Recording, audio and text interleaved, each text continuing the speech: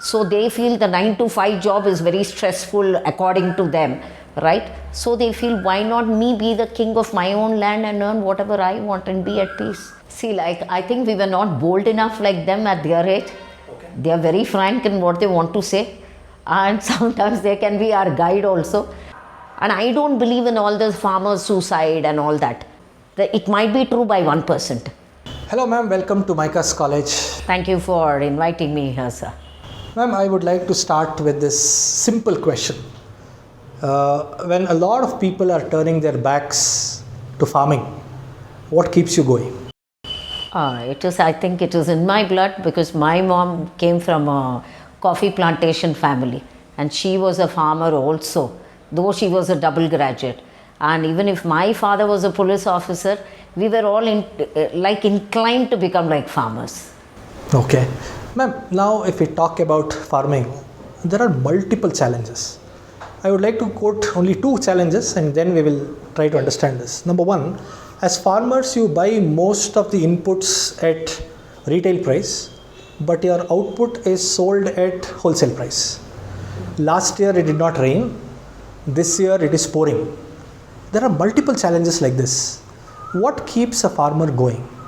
So very frankly, I think most of them have not understood the agriculture sector at all. We have got a lot of help from the government, like Krishi Vignan Kendras, everything, where we get at subsidized rate, whether it is fertilizers or seeds or whatever it is. But people think it is the other way around. Only the rich farmers, they go and buy at a retail price. But whereas farmers who own just 3 acres to 4 acres of land, they get a lot of help from the government, which is not at all projected. So you mean to say lack of awareness is one of the problems? Yes. That farmers are facing? Yes, very much. And is it that the programs that government rolls out is not reaching to the farmers? It is really reaching. I don't know why they are making such a publicity. It reaches to everyone, each and every one. The panchayat takes care of it. But still there are problems. Still there are problems, yeah. So you mean to say it is basically because of lack of awareness? Awareness. It can change a lot of things. Yes. Then what we see now, the latest trend today is a lot of qualified people, engineers, chartered accountants, they are shedding their jobs in big cities and they are going back to their villages and taking up farming. So how do you see this entire thing? So first and foremost is, they are very conscious of their health. They would have seen how it is to live in the city, and they would have grown up in the agricultural sector background, everything. So they feel the 9 to 5 job is very stressful according to them, right? So they feel, why not me be the king of my own land and earn whatever I want and be at peace? And with technology, with so much of technology in agricultural sector, it is the most easiest profession now. You mean to say agriculture is easy? Yes, very much. What makes you? As a lady, when I can do it, anybody can do it. What motivates you to do agriculture, and why do you feel it is so easy? Because it's the first time I'm hearing somebody telling agriculture is easy. At the end of the day, you can sleep peacefully. You have done your job. You have an agenda from morning till evening what you want to do at your own pace, and you have all the help you can get. Not because even if you don't have money, again I stress, the government helps us out. Like even you can lend tractors at a very subsidized rate. Lot of help is there. Only thing how you utilize it. And I don't believe in all this farmers' suicide and all that. It might be true by 1%. Farmers really don't commit suicide. They are a very strong lot. They believe in the land. They think it is the mother. If I lose today, tomorrow I will gain it. So that is a big, I don't know what to say. So, do you mean to say that agriculture doesn't fail anybody? Agriculture always holds the hands of people? Yes, very much. Okay, ma'am. In that case, I'll take this discussion in a different direction. Yes, you can. What we see today is a lot of health complications. Okay. And what we generally feel is most of the complications is because of the kind of food that we are consuming. And most of the time the food that we consume is already adulterated. At the farm level itself it is adulterated because of excessive usage of chemicals. So, what is your See, because so many MNCs have come down to our country, showing this chemical and that chemical, and they come down to the farming sectors and tell us, okay, your yield will double it, right? Instead of working hard for 3 months, you will get all your yield in 1 month. So the farmer believes it and does it. But seriously, a farmer doesn't know what is the consequence that is going to happen later on. But it is a fact that Yes. adulteration Yes. happens. Yes. And it is again the lack of awareness which leads Yes. to usage of chemicals. Chemicals. Even in milk also. In long run, what happens to the land when so much of chemical is being used? No, that is a dead land. That It is is- a dead land. Nothing much can be done. Nothing much can be done. But it will take time, and by the time people realize it, it would have gone, way too far. That's why we have so much of cases of cancer and all that. Those days we never saw, like you take a small city in like Mysore, we just had one hospital, that was Care Hospital. Now you can see every road has 2 to 3 hospitals. It's because of the food we consume. And this generation will never understand. So, what is to be done? Where is the problem? Is it with the farmers? Is it with the MNCs that have been allowed to MNCs, come? I feel. MNCs. So, it's a policy issue. Yes. So, somewhere we have to, and at the government level, this has to stop. Yes, at the government level. So, until something happens at Or that the level- farmers have to be educated. Okay. Which can be done through the, what do you have, our Krishi Vignan Kendra. Those people have to intervene and teach us farmers what fertilizer has to be used or what not to be used. This can be done in the ground level itself. Are we in a stage where if some awareness is done with great rigor, can we protect our lands and people? Yes, very much. So we are still in that zone where course Yes. correction can happen. Yes. Because nowadays you have a generation of farmers who are like in their 25, 30s, and they are ready to listen. Okay. They are all open. They are not very conservative. When you compare chemical farming and organic farming, is it true that in organic farming yield is low and in chemical farming it is high? Yes, very much. It is. Yes. But to make that organic, it needs to be at least organic for 10 years. Okay. Then only the land becomes organic. And the surrounding area also has to be organic within a radius of 1 to 2 kilometers. And everybody can't do organic. So is it that when we as agriculturists started selling our cows and started using equipments like tractor and tiller, is that also one of the reasons for the kind of problem that we are seeing? No, I don't think so. Tractors and tillers are very helpful. No, we are not getting the cow dung or this kind of manure which can be used in the farm. So we are always dependent on. The manure is totally different from what with the tractor or tiller or whatever. Still we use cow dung and everything. Not having cows in the farm, is it a problem? Not having, I was a dairy farmer for almost around 14-15 years. Okay. Right? And the amount of methane we produce, that is very harmful to the environment. And I don't know, we have a wrong assumption. I think through generations we feel, okay, cow's milk is very good and everything. But actually cow's milk hinders absorption of iron. That is a big fact which we came to know. Because at a stage I was anemic with 4 HP. I had 5 blood transfusions. Then we researched and everything, and then we knew the culprit was the cow's milk. Having a lot of cows, It's not it's not a solution. It's not the solution. So you mean to say that You can have even the goat's dung or whatever. They are highly, their manure also is good. so there should be a balance of a lot of Balance in things. every- yeah. We cannot completely rely on chemicals. We cannot Yeah. completely rely on Yeah. animal dung. Correct. So only when we have a balance, then agriculture would be Yeah, progressive. Yeah. Okay. Nice, ma'am. This is a very new Yeah. perspective which Yeah. most of us I wouldn't. think you can understand, sir, we are the only animals on this earth consuming milk of another animal. And you're telling it is not all that great. All that correct, yeah. It has its own Yeah. flaws. Yeah. Most of the time they are put into oxytocins and what all medicines to produce more milk. So how many of them have the etiquette to tell, okay, I'm really giving you pure cow's milk? That doesn't happen. That's not happening. Right. Ma'am, the next question is, we are a country with the highest population in the world today.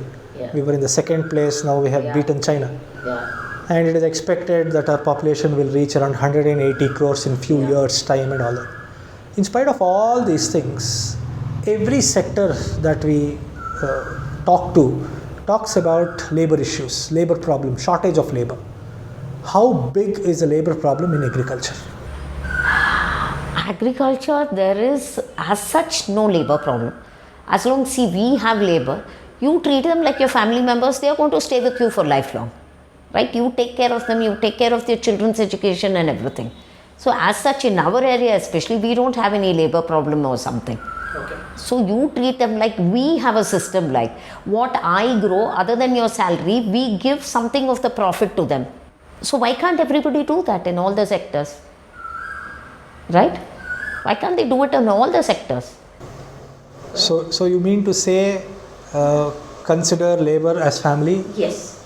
Share a part of your earnings or your produce with them? Yeah. Profits with them? Yeah, they'll be very happy to do your job. I have laborers who are there with me for the past 15, 16 years. And this is a system that you have been following? Yes. And it has worked well Worked for you? well. Ma'am, when we go to the classrooms, and if I ask today, how many of them in the classroom wants to become a farmer? As far as I have tried this, not more than 2 hands go up. And I don't have any research evidence to tell how many of them actually became farmers. So that's the plight today. On one side, teachers' children don't want to become teachers. Soldiers' children don't want to go to the forces. Farmers' children don't want to become farmers. So these are some of the very, very important professions in the world. Without them, the entire society, entire country will be at trouble. So when the number of farmer supply is reducing, today we have 150 crore people, and 3 times at least we have to feed them. Practically how much it is happening I'm not sure, but idealistically 3 times we have to feed them. So we need 450 crore meals every day, for which farmers are so very important. When people are not taking up farming, how big a problem would this be? This is a very big problem, and we can't be exporting everything from outside. Correct. But basically from childhood, these kids should have a subject on agriculture. What are the benefits of it? The children nowadays, they think the food is coming from a supermarket. They seriously don't know from where it is coming. And once you look at the farmer's picture, he'll be having 2 bullock carts and he's struggling in the rain, sun and everything. Show them the reality, show them the plus points, how much we have grown in the agricultural sector. Naturally, they would be very happy to come. Who is interested in reading history books of what Akbar did or what he did? Give them practical lessons. Where should farming education be introduced? Is it at A very young age. lower primary is what you said? Take them to farm visits. Show them what it is. So naturally they will grow up into it.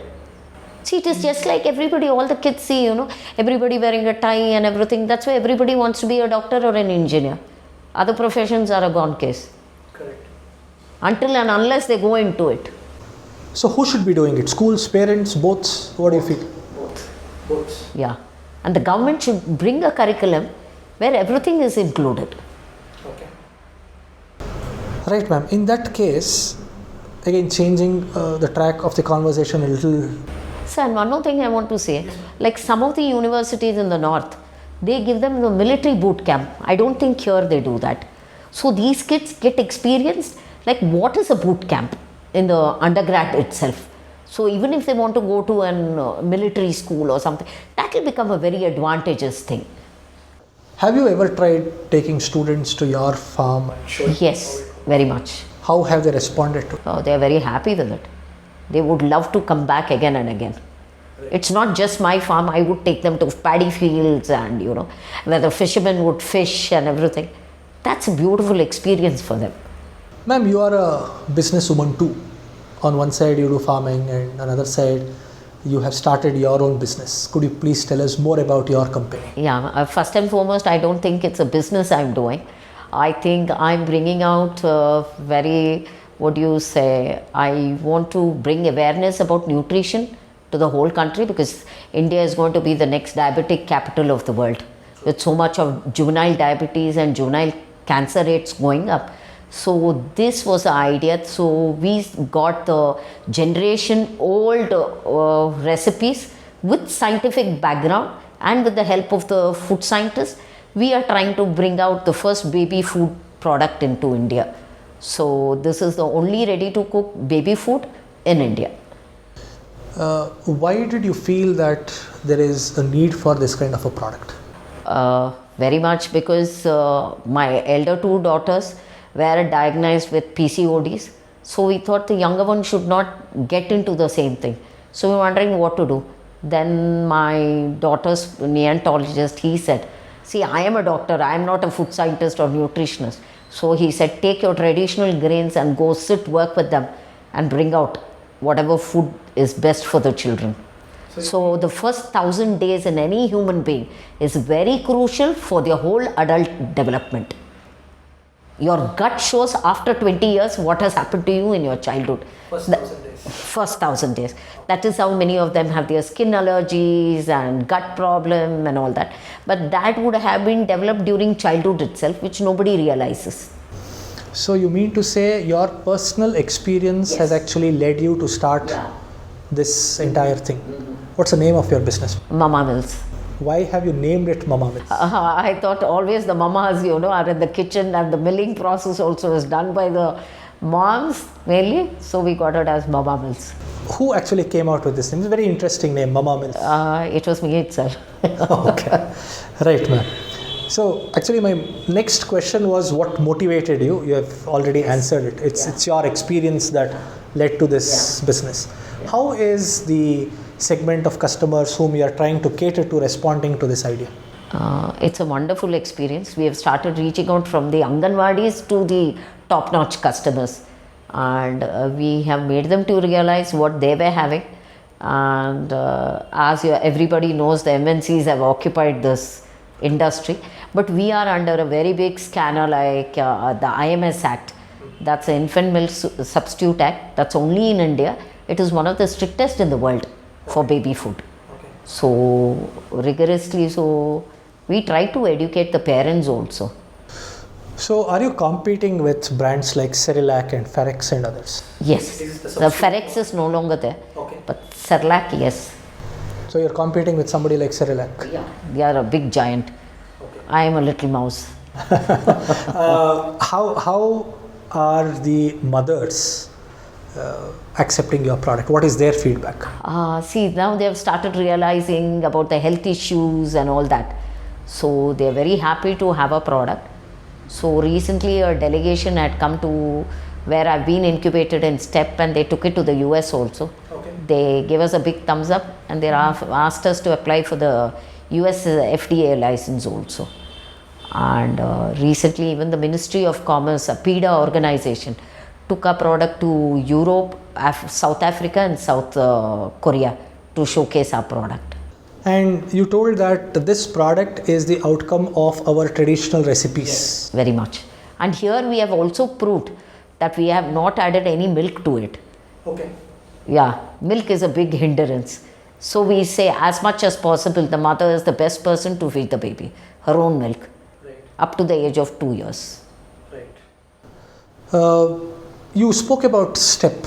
Yes. So what is the role STEP is playing in the development of your business? See, very frankly, I'll tell you, I wouldn't, my company wouldn't have grown without STEP at all.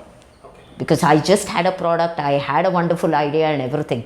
But bringing it into business, everything was with the help of STEP. And they have mentored me thoroughly from ground stage. So even now I'm getting mentored, and that's a fantastic journey. And I thank Shiv sir and the team completely. What is so fascinating is we have an institute like STEP in Mysore, and which is incubating businesses. When we think about startups, when we think about incubating businesses, we always think about big cities. Yeah. It's somewhere in Bangalore, Mumbai, Hyderabad and all that. Yeah. So having an institute like STEP in Mysore, How advantageous is it? See, basically, I'm not a tech person or anything. Even businesses like us or farmers like us can go and talk to STEP, and they are 24 by 7 available. So that is a very big advantage. Like, and most of them don't know, I think, that such an institution is there in a city like Mysore. You can call us as 3-tier city. Correct. Right? If many of them can know that, they can take advantage. Like, how did you come in contact with? Actually, Ravi Shankar sir, he is the PR guru of many like unicorns in India. So in a meet I met him, and he used to give me like advices and everything. Then he was the one who said, Anitha, I cannot understand your baby business. I think you should be going to STEP, and let me connect you there. But so Shiv Shankar sir and Ravi Shankar sir are the biggest mentors for me. The Shankar Square worked for you. Yes, very much. And it's still working. In fact, both Mr. Ravi Shankar and Mr. Shiv Shankar have come to our college, delivered talks and all that. It's wonderful that you are also associated with them. Very much. And they are down to earth human beings. Both of them, yes. Yeah, No that's doubt a about wonderful thing. Yeah. Nice. Okay, ma'am. Now, where do you actually see your business in the days to come? See, it is like, again I repeat it, it is not my business. I would like to grow this, this company like the Tatas. So let me say that. I would love to have people from other backgrounds also into our company as board of directors and run the company. Great. That is my vision. It never has to be a family business. Ma'am, at present, you have about 3 interns who are working with you.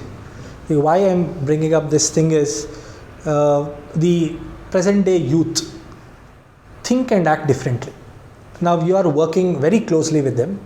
What are the positives that you see in the youth of today?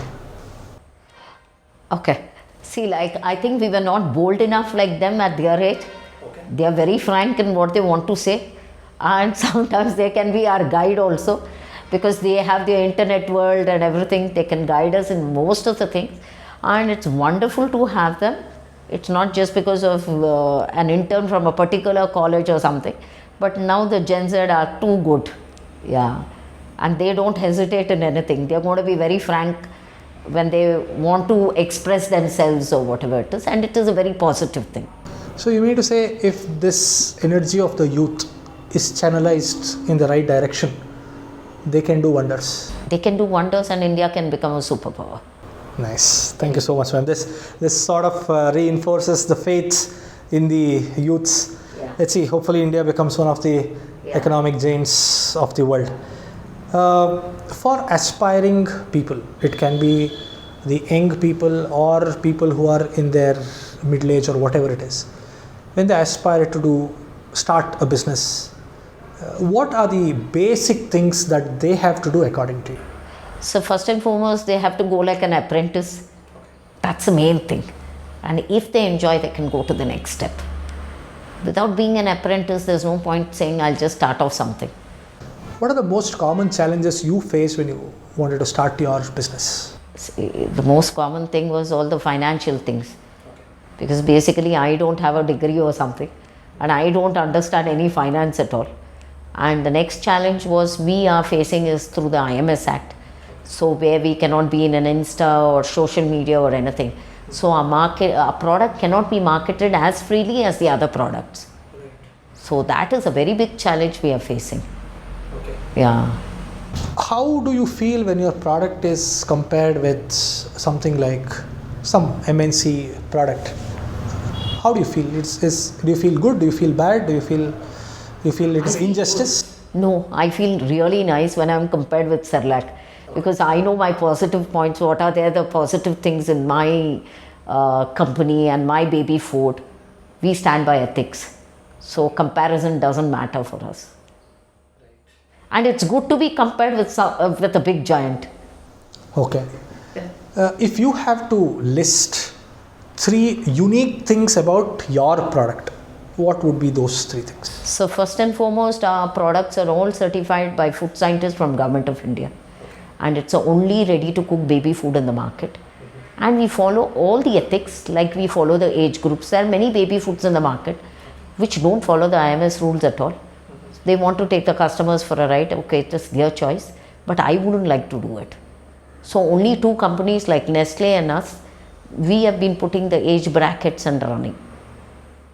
And you feel these are the unique things which will help your business do well? Yeah. First and foremost is the ethics you should have. And our product has no preservatives, no artificial flavors or coloring or anything. What is the shelf life of your product? 1 year. 1 year. Ma'am, if at all you are given a chance to include certain things in the syllabus that students study in school and college, you have experienced agriculture, you are now into business, you have seen two important sectors. Yeah. What are the things that you would wish to include in the syllabus? First and foremost, finance. Children should understand. Next is all those agricultural and all the things, all the subjects should be included for them. Ma'am, you told you are not good at finance. Yes. How big a hindrance is this to run or start a business? Oh, it's a very big hindrance. How are you managing it? With the help of STEP now. I'm learning everything like learning numbers. One last question. If you weren't into farming and Mama Mills, what is it that you would have done? What I would have done? No, I would have been in farming, I think. So your first choice is farming. Yes, very much. So farming has never let you down? No, never. Okay. And it will not let down anybody. So you want a lot of youngsters to get into farming? Yes, very much. And do farming, maybe organic farming? Yeah, the normal farming they can do.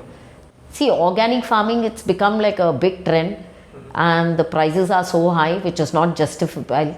So we are talking with the panchayat to teach normal how to grow backyard vegetables even to the village people also, so that they can grow their own vegetables. Even that is going to be organic itself. When you grow in your backyard, it's going to be organic.